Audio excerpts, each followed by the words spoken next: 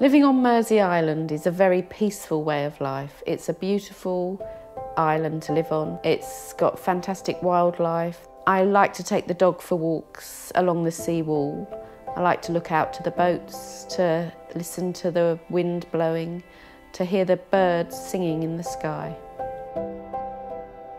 I was working at a day nursery when I came down with the TTP. All of a sudden, the left side of my body started to go numb and tingly, and my face started to droop. When I was having these symptoms, I thought, oh my goodness, I'm having a stroke. What's happening to me? I was really scared. Luckily, my colleagues jumped into action and called the ambulance. They kept me calm and they were talking to me the whole time to make sure that I stayed awake and didn't lose consciousness. When I was having one blood test, I had 2 seizures. I then lost consciousness and don't remember anything more. 2 days later, I woke in the critical care unit of University College Hospital, London. When I woke up, I felt I was a pearly queen from the East End of London, and I had a Cockney accent and I just was laughing at everything. The nurse was straight by my side and also some friends, and they were talking to me, telling me that I'd got a rare condition called TTP and that I was in critical care. I didn't really believe it. I was in shock at me having a rare blood disorder. So they would just tell me bits by bits every day about what the symptoms were and what it meant, and that my platelets were really low and that I had to have plasma infusions regularly to get the platelets up again. Another sign of TTP is unknown bruises on your body. I did have several of them but ignored them. So I had the plasma exchange many times. It's just like a magical treatment to me.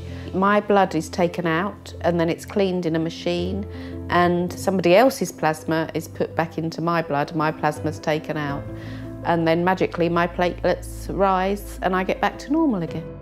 Dr. Marie Scully and her team at UCLH were involved in making me better and well again and well enough to return home.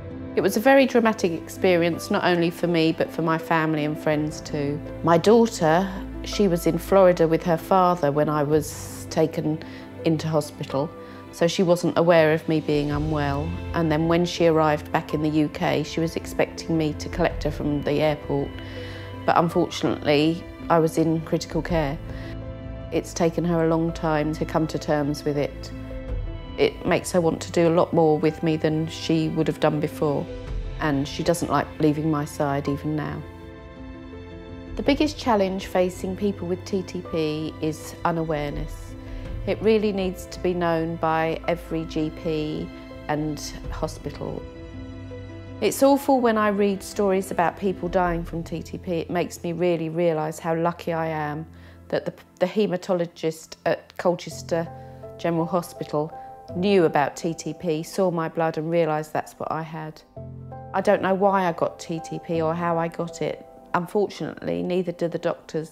I don't know if I'll ever have a relapse. I hope I don't, but they can't tell me whether I will or not. It does make me scared, and if I do find a bruise on my body, I do think, oh my goodness, I hope this isn't TTP coming back. Thankfully though, I am able to have blood tests whenever I need them to make sure that my platelets are at the right level.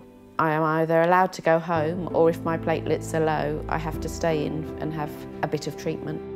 I really am grateful to be alive, and I thank Marie Scully and her team for giving me the treatment as quickly as they could.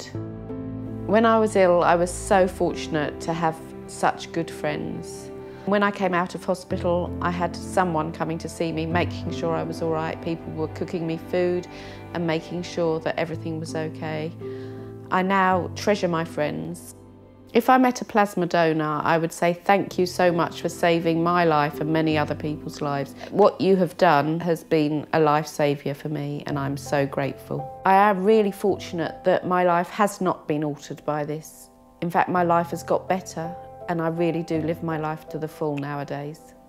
I would say live life for today, because you never know what's going to happen tomorrow.